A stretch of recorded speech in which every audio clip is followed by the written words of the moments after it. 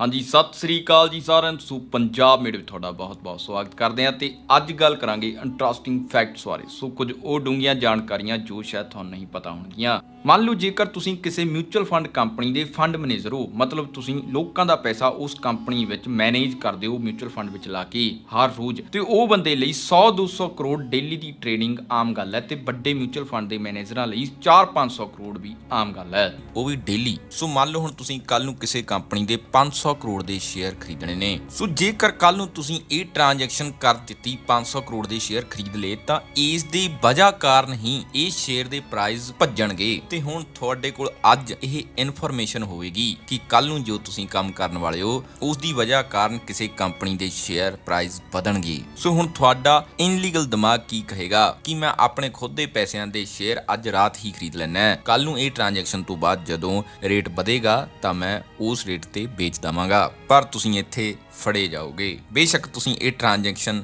ਆਪਣੀ ਫੈਮਿਲੀ ਦੇ ਨਾਮ ਤੇ ਵੀ ਕਰੋਗੇ ਤਾਂ ਵੀ ਫੜੇ ਜਾਓਗੇ, ਪਰ ਤੁਸੀਂ ਇਹ ਇਨਫੋਰਮੇਸ਼ਨ ਖੁਦ ਯੂਜ਼ ਨਾ ਕਰਕੇ ਕਿਸੇ ਥਰਡ ਪਰਸਨ ਨੂੰ ਜੇਕਰ ਦਿੰਦੇ ਹੋ ਜਿਹਦੇ ਨਾਲ ਤੁਹਾਡਾ ਕੋਈ ਨਾਤਾ ਹੀ ਨਹੀਂ ਹੈ, ਉਹ ਸਭ ਕੁਝ ਖਰੀਦ ਲਵੇਗਾ ਤੇ ਕੱਲ ਨੂੰ ਵਧੇ ਹੋਏ ਰੇਟ ਤੇ ਵੇਚ ਦੇਵੇਗਾ ਤੇ ਕਮਾ ਲਵੇਗਾ ਮੋਟਾ ਮੁਨਾਫਾ, ਤੇ ਜਿਹਨੇ ਖਬਰ ਦਿੱਤੀ ਆ ਉਸ ਨੂੰ ਵੀ ਮੋਟਾ ਕਮਿਸ਼ਨ ਦੇਵੇਗਾ। ਸੋ ਇਹ ਐਕਟੀਵਿਟੀ ਨੂੰ ਕਹਿੰਦੇ ਨੇ ਫਰੰਟ ਰਨਿੰਗ, ਤੇ ਇਹ ਚੀਜ਼ ਦਾ ਇਲਜ਼ਾਮ ਲੱਗਾ ਹੈ ਐਕਸਿਸ ਮਿਊਚੁਅਲ ਫੰਡ ਦੇ ਦੋ ਫੰਡ ਮੈਨੇਜਰਸ ਤੇ, ਵਰੇਸ਼ ਜੋਸ਼ੀ ਤੇ ਦੀਪਕ ਅਗਰਵਾਲ। ਸੋ ਇਹਨਾਂ ਤੇ ਇਹ ਸ਼ੱਕ ਇਸ ਤਰ੍ਹਾਂ ਗਿਆ ਕਿ ਇੱਕ ਬੰਦਾ ਓਵਰ ਦਾ ਟੇਬਲ ਕੀ ਪੈਸਾ ਕਮਾ ਰਿਹਾ ਹੈ ਤੇ ਅੰਡਰ ਦਾ ਟੇਬਲ ਕਿੰਨਾ ਪੈਸਾ ਕਮਾ ਰਿਹਾ ਹੈ, ਇਸ ਦਾ ਬਹੁਤ ਵੱਡਾ ਅੰਤਰ ਪਤਾ ਲੱਗ ਜਾਂਦਾ ਹੈ। ਸੋ ਇਹਨਾਂ ਦਾ ਲਾਈਫ ਸਟਾਈਲ ਹੀ ਬਹੁਤ ਚੇਂਜ ਹੋ ਗਿਆ ਸੀ ਜੋ ਇਹਨਾਂ ਦੀ ਇਨਕਮ ਦੇ ਨਾਲ ਮੈਚ ਨਹੀਂ ਹੋਇਆ। ਸੋ ਅੱਗੇ ਵਧਣ ਤੋਂ ਪਹਿਲਾਂ ਤੁਹਾਨੂੰ ਬਹੁਤ ਹੀ ਕਮਾਲ ਦੀ ਦਿਲਚਸਪ ਚੀਜ਼ ਬਾਰੇ ਦੱਸ ਦਈਏ।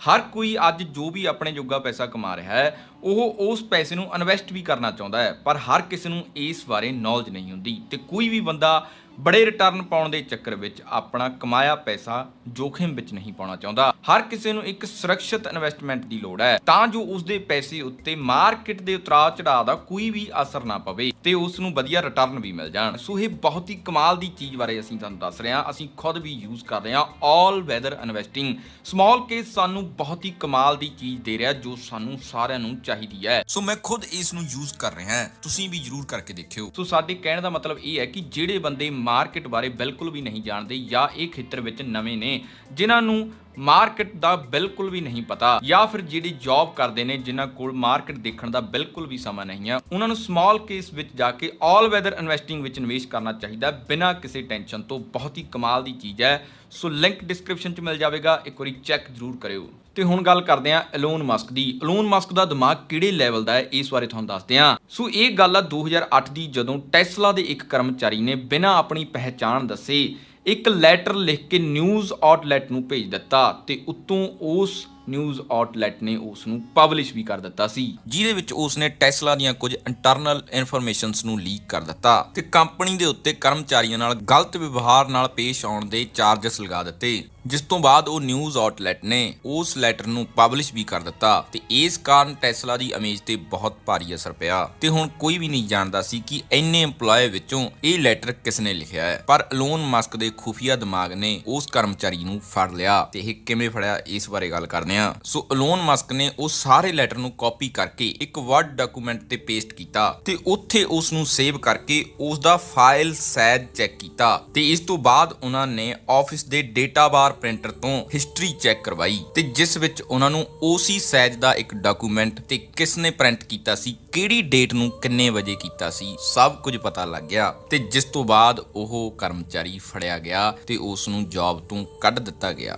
ਤੇ ਅੱਗੇ ਗੱਲ ਕਰਦੇ ਹਾਂ ਉਬਰ ਦੇ head of economic researcher Keith Chen ਨੇ ਦੱਸਿਆ ਕਿ ਜਦੋਂ ਰਾਈਡਰ ਦੀ ਮੋਬਾਈਲ ਦੀ ਬੈਟਰੀ ਖਤਮ ਹੋਣ ਵਾਲੀ ਹੁੰਦੀ ਹੈ ਤਾਂ ਉਹ ਡਬਲ ਰੇਟ ਤੇ ਵੀ ਰਾਈਡ ਬੁੱਕ ਕਰ ਲੈਂਦੇ ਨੇ ਤੇ ਉਬਰ ਨੂੰ ਇਸ ਬਾਰੇ ਪਤਾ ਵੀ ਲੱਗ ਜਾਂਦਾ ਹੈ ਜਦੋਂ ਅਸੀਂ ਆਪਣੇ mobile the power saving on ਕਰਦੇ ਹਾਂ, ਪਰ ਉਹਨਾਂ ਨੇ ਪ੍ਰੋਮਿਸ ਕੀਤਾ ਕਿ ਅਸੀਂ ਇਸ ਦਾ ਮਿਸਯੂਜ਼ ਨਹੀਂ ਕਰਦੇ। ਸੋ ਅੱਗੇ ਗੱਲ ਕਰਦੇ ਹਾਂ, ਕਈ ਵਾਰ ਜਦੋਂ ਮਗਰਮੱਛ ਗਰਮੀਆਂ ਦੇ ਵਿੱਚ ਚਿੱਕੜ ਵਿੱਚ ਛੁਪ ਕੇ ਆਪਣੇ ਸ਼ਿਕਾਰ ਦਾ ਵੇਟ ਕਰਦੇ ਨੇ ਤੇ ਕਈ ਵਾਰ ਉਹ ਲੰਬਾ ਸਮਾਂ ਬੈਠੇ ਰਹਿੰਦੇ ਨੇ, ਜਿਸ ਕਾਰਨ ਗਰਮੀਆਂ ਵਿੱਚ ਕਈ ਵਾਰ ਉਹ ਚਿੱਕੜ ਸੁੱਕ ਵੀ ਜਾਂਦਾ ਹੈ ਤੇ ਮਗਰਮੱਛ ਕਈ ਮਹੀਨਿਆਂ ਤੱਕ ਇਸ ਚਿੱਕੜ ਵਿੱਚ ਫਸੇ ਰਹਿੰਦੇ ਨੇ ਤੇ ਇਹ ਇਸ ਤੋਂ ਬਾਅਦ ਉਦੋਂ ਹੀ ਨਿਕਲ ਪਾਉਂਦੇ ਨੇ ਜਦੋਂ ਚਿੱਕੜ ਦੁਬਾਰਾ ਗਿੱਲਾ ਹੁੰਦਾ ਹੈ, ਮਤਲਬ ਉਹੀ ਫਾਰਮ ਵਿੱਚ ਆਉਂਦਾ ਹੈ, ਬੇਸ਼ੱਕ ਉਹ ਮੀਂਹ ਦੇ ਪਾਣੀ ਨਾਲ ਆਵੇ ਜਾਂ ਕਿਸੇ ਹੋਰ ਤਰੀਕੇ ਨਾਲ। ਤੇ ਇਹ ਇਸ ਕਰਕੇ ਜਿਉਂਦੇ ਰਹਿ ਸਕਦੇ ਨੇ ਕਿਉਂਕਿ ਇੱਕ ਮਗਰਮੱਛ ਬਿਨਾਂ ਖਾਏ ਪੀਏ ਤੋਂ ਲਗਭਗ 3 ਸਾਲ ਦੇ ਨੇੜੇ ਤੇੜੇ ਜਿਉਂਦਾ ਰਹਿ ਸਕਦਾ ਹੈ। ਤੇ ਇਸ ਨਾਲ ਹੀ ਤੁਹਾਨੂੰ ਦੱਸ ਦਈਏ ਫਲੈਮਿੰਗੋ ਦੇ ਪੈਰ ਬਹੁਤ ਲੰਬੇ ਤੇ ਪਤਲੇ ਹੁੰਦੇ ਨੇ ਤੇ ਜਿਸ ਕਾਰਨ ਇਸ ਨੂੰ ਭੱਜਣ ਤੇ ਖੜੇ ਹੋਣ ਵਿੱਚ ਕੋਈ ਪਰੇਸ਼ਾਨੀ ਨਹੀਂ ਹੁੰਦੀ। ਪਰ ਜਦੋਂ ਇਹ ਛੋਟੇ ਹੁੰਦੇ ਨੇ, ਮਤਲਬ ਜਾਂ ਕਹਿ ਲਓ ਕਿ ਇਸ ਦੇ ਬੱਚੇ ਹੁੰਦੇ ਨੇ, ਤਾਂ ਉਹਨਾਂ ਨੂੰ ਤੁਰਨ ਵਿੱਚ ਬਹੁਤ ਮੁਸ਼ਕਲ ਆਉਂਦੀ ਹੈ ਕਿਉਂਕਿ ਇਹਨਾਂ ਦੇ ਇਹ ਇੰਨੇ ਲੰਬੇ ਪੈਰ ਛੋਟੇ ਹੁੰਦੇ ਬਹੁਤ ਮੋਟੇ ਹੁੰਦੇ ਨੇ, ਜਿਸ ਕਾਰਨ ਇਹਨਾਂ ਨੂੰ ਛੋਟੇ ਹੁੰਦੇ ਤੁਰਨ ਵਿੱਚ ਬਹੁਤ ਮੁਸ਼ਕਲ ਆਉਂਦੀ ਹੈ। ਤੇ ਅੱਗੇ ਗੱਲ ਕਰਦੇ ਹਾਂ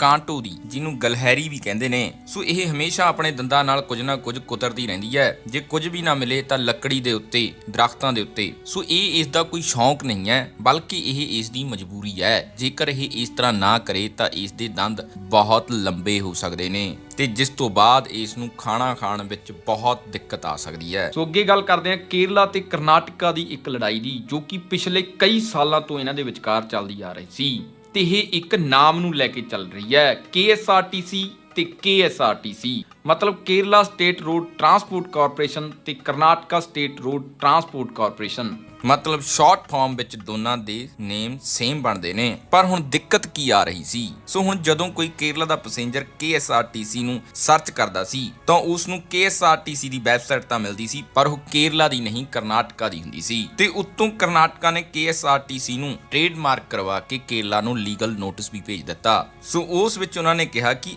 ਅਸੀਂ 1973 ਤੋਂ ਇਸ ਨਾਮ ਨੂੰ ਯੂਜ਼ ਕਰ ਰਹੇ ਹਾਂ ਤੇ ਇਸ ਤੋਂ ਪਹਿਲਾਂ ਉਹਨਾਂ ਦੀ ਟਰਾਂਸਪੋਰਟ ਮੈਸੂਰ ਟਰਾਂਸਪੋਰਟ ਡਿਪਾਰਟਮੈਂਟ ਦੇ ਨਾਮ ਤੇ ਚੱਲਦੀ ਸੀ। ਤੇ ਹੁਣ ਕਰਨਾਟਕਾ ਨੇ ਤਾਂ ਸਿੱਧ ਕਰ ਦਿੱਤਾ ਸੀ, ਹੁਣ ਵਾਰੀ ਸੀ ਕੇਰਲਾ ਦੀ।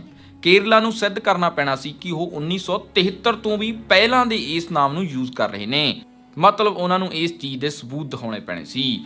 ਤੇ ਤੁਹਾਨੂੰ ਜਾਣ ਕੇ ਹੈਰਾਨੀ ਹੋਵੇਗੀ ਕਿ ਕੇਰਲਾ ਨੇ ਇਹ ਸਿੱਧ ਕੀਤਾ ਇੱਕ ਮੂਵੀ ਰਾਹੀਂ, ਜੋ ਕਿ 1969 ਦੇ ਵਿੱਚ ਬਣੀ ਸੀ, 1969 ਵਿੱਚ, ਜਿਹਦਾ ਨਾਮ ਸੀ ਕਾਨੂ ਡੀਲੈਕਸ। ਤੇ ਇਸ ਵਿੱਚ ਕੇਰਲਾ ਦਾ ਇੱਕ ਬੱਸ ਟਰੈਵਲ ਦਿਖਾਇਆ ਗਿਆ ਸੀ, ਉਹ ਵੀ KSRTC ਬ੍ਰਾਂਡ ਨੇਮ ਦੇ ਨਾਲ। ਤੇ ਜਿਸ ਤੋਂ ਬਾਅਦ ਜੂਨ 2021 ਵਿੱਚ ਕੇਰਲਾ ਇਹ ਕੇਸ ਫਿਰ ਜਿੱਤ ਗਿਆ। ਸੋ ਅੱਗੇ ਗੱਲ ਕਰਦੇ ਹਾਂ ਡੰਗ ਮਾਰਨ ਵਾਲੀ ਇੱਕ ਇਕਲੌਤੀ ਅਜਿਹੀ ਚੀਜ਼ ਹੈ ਜੋ ਆਪਣਾ ਡੰਗ ਮਾਰਨ ਤੋਂ ਬਾਅਦ, ਮਤਲਬ ਇੱਕ ਵਾਰੀ ਯੂਜ਼ ਕਰਨ ਤੋਂ ਬਾਅਦ ਉਹ ਮਰ ਜਾਂਦੀ ਹੈ। ਹਾਂਜੀ, ਅਸੀਂ ਗੱਲ ਕਰ ਰਹੇ ਹਾਂ ਮਧੂਮੱਖੀ ਦੀ। ਜਦੋਂ ਉਹ ਸਾਡੇ ਡੰਗ ਮਾਰਦੀ ਹੈ ਤਾਂ ਉਸ ਤੋਂ ਬਾਅਦ ਜਦੋਂ ਉਸਨੇ ਨਿਕਲਣਾ ਹੁੰਦਾ ਤਾਂ ਉਸਦੇ ਸਾਰੇ ਮਸਲਸ ਤੇ ਇੰਟਰਨਲ ਪਾਰਟਸ ਟੁੱਟ ਜਾਂਦੇ ਨੇ।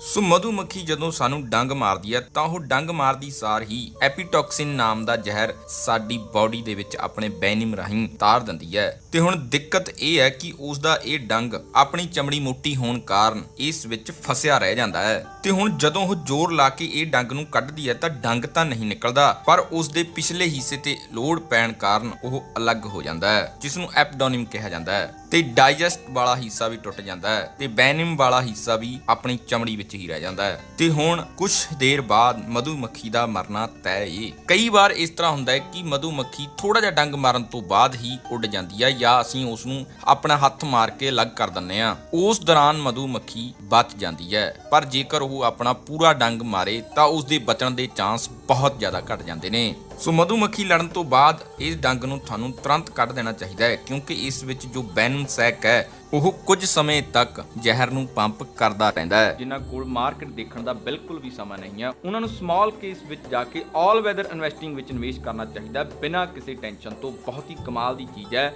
ਸੋ ਲਿੰਕ ਡਿਸਕ੍ਰਿਪਸ਼ਨ 'ਚ ਮਿਲ ਜਾਵੇਗਾ, ਇੱਕ ਵਾਰੀ ਚੈੱਕ ਜ਼ਰੂਰ ਕਰਿਓ। ਸੋ ਲਾਸਟ ਵਿੱਚ ਤੁਹਾਨੂੰ ਦੱਸ ਦਈਏ, ਜ਼ਿੰਦਗੀ ਦਾ ਸਭ ਤੋਂ ਵੱਡਾ ਗੁਣ ਪਤਾ ਕੀ ਹੈ? ਹਿੰਮਤ ਹੈ। ਆਦਮੀ ਦੇ ਸਾਰੇ ਗੁਣ ਹਿੰਮਤ ਹੋਣ ਦੇ ਨਾਲ ਹੀ ਪੈਦਾ ਹੁੰਦੇ ਨੇ। ਸੋ ਨਰਿੰਦਰ ਸਿੰਘ ਕਪੂਰ ਜੀ ਕਹਿੰਦੇ ਨੇ ਕਿ ਜੇਕਰ ਕੀੜੇ ਮਕੌੜਿਆਂ ਦੇ ਖੰਭ ਲੱਗ ਜਾਣ ਤਾਂ ਉਹ ਪੰਛੀ ਪਰਿੰਦੇ ਨਹੀਂ ਬਣ ਜਾਂਦੇ। ਇਹ ਖੰਭ ਤਾਂ ਉਹਨਾਂ ਦੀ ਮੌਤ ਦੀ ਨਿਸ਼ਾਨੀ ਹੁੰਦੀ ਹੈ, ਜੋ ਕਿ ਕੁਝ ਕੁ ਘੰਟਿਆਂ ਬਾਅਦ ਆਉਣੀ ਹੀ ਹੁੰਦੀ ਹੈ। ਸੋ ਇਹ ਵੀਡੀਓ ਤੁਹਾਨੂੰ ਕਿਵੇਂ ਦੀ ਲੱਗੀ ਸਾਨੂੰ ਲਾਈਕ ਤੇ ਕਮੈਂਟ ਕਰਕੇ ਜਰੂਰ ਦੱਸਿਓ, ਤੇ ਨਾਲ ਦੀ ਨਾਲ ਇਹ ਵੀਡੀਓ ਨੂੰ ਵੱਧ ਤੋਂ ਵੱਧ ਸ਼ੇਅਰ ਜਰੂਰ ਕਰ ਦਿਓ ਤਾਂ ਜੋ ਇਨਫੋਰਮੇਸ਼ਨ ਜ਼ਿਆਦਾ ਤੋਂ ਜ਼ਿਆਦਾ ਲੋਕਾਂ ਤੱਕ ਪਹੁੰਚ ਸਕੇ। ਤੇ ਹਰ ਰੋਜ਼ ਮੋਟੀਵੇਸ਼ਨ ਦਾ ਡੋਜ਼ ਲੈਣ ਲਈ ਸਾਨੂੰ ਇੰਸਟਾਗ੍ਰਾਮ ਤੇ ਫੋਲੋ ਜਰੂਰ ਕਰਿਓ, ਉੱਥੇ ਹਰ ਰੋਜ਼ ਮੋਟੀਵੇਸ਼ਨ ਦਾ ਡੋਜ਼ ਮਿਲਦਾ ਹੈ। ਸੋ ਨਵੇਂ ਦੋਸਤਾਂ ਨੂੰ ਬੇਨਤੀ ਹੈ ਕਿ ਹੋ ਸਕੇ ਤਾਂ ਚੈਨਲ ਨੂੰ ਸਬਸਕ੍ਰਾਈਬ ਕਰ ਲਿਓ ਤੇ ਨਾਲ ਦੀ ਨਾਲ ਬੈਲ ਦਾ ਬਟਨ ਜਰੂਰ ਦਬ ਲਿਓ ਤਾਂ ਜੋ ਸਾਡੀ ਨਵੀਂ ਵੀਡੀਓ ਤੁਹਾਡੇ ਕੋਲ ਸਭ ਤੋਂ ਪਹਿਲਾਂ ਪਹੁੰਚ ਸਕੇ। ਥੈਂਕ ਯੂ, ਧੰਨਵਾਦ। ਤੇ ਤੁਹਾਨੂੰ ਦੱਸ ਦਈਏ ਕਿ ਲਾਈਵ ਟਾਕਸ ਤੇ ਬਹੁਤ ਹੀ ਕਮਾਲ ਦੀਆਂ ਪੰਜਾਬੀ ਇੰਟਰਵਿਊਜ਼ ਆਈਆਂ ਹੋਈਆਂ ਨੇ, ਸੋ ਇੱਕ ਵਾਰੀ ਜਾ ਕੇ ਜਰੂਰ ਚੈੱਕ ਕਰਿਓ, ਤੁਹਾਨੂੰ ਜਰੂਰ ਪਸੰਦ ਆਉਣਗੀਆਂ।